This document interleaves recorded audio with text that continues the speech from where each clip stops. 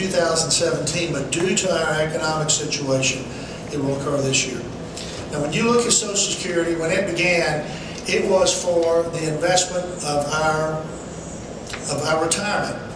What's happened over the years is we've got social entitlement programs that have been added to that. Now, some of these are very good programs. Temporary Assistance for Needy Families, TANF, which we also work in the state on that. Very good program, does not belong in Social Security. S-CHIP, which is Children's Health Care, that is in Social Security. That needs to be taken out of Social Security. We need to go back to the original promise of that legislation and focus only on the retirement of the people paying into the system. SSI, Supplemental Social Security Insurance, that's for the folks that have never paid into the system. That needs to be eliminated. We need to focus on the people that paid in. We need to possibly look at the increasing the age once again. We've done that in the past. Not on the people that are in the program now. Do not take away your promise, but I'm talking about people that are born after age or after the year 1970. We may need to look at going to age 70. People are living longer now. Should be a consideration.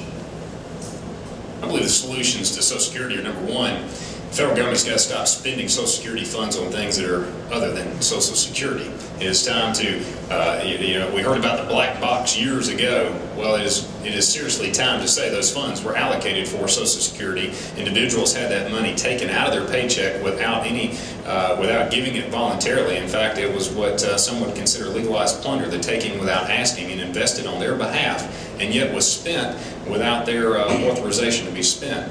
So, first of all, you stop spending on things other than Social Security. Second, you keep the promise. You know, individuals were promised that the money would be there, that it would be there for at a certain age, and so those individuals should be made whole. And secondly, I think individuals should be given the opportunity to do what they want with their own personal investment. If they choose to invest it personally, allow them to invest it personally.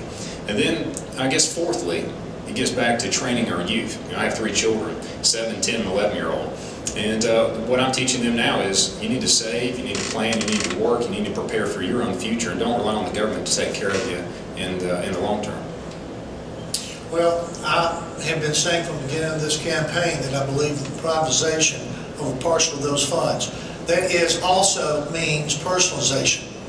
The term has changed, but anytime that you have some direction of your own account, it makes it harder for the government to take your money away. When your name's on that account, it makes it a lot tougher. I believe in that. I believe that you've worked for it. I believe you have the right to invest your own retirement account because it is your retirement.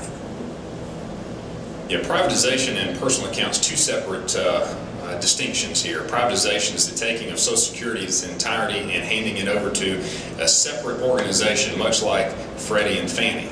I don't know that we want that going on with Social Security.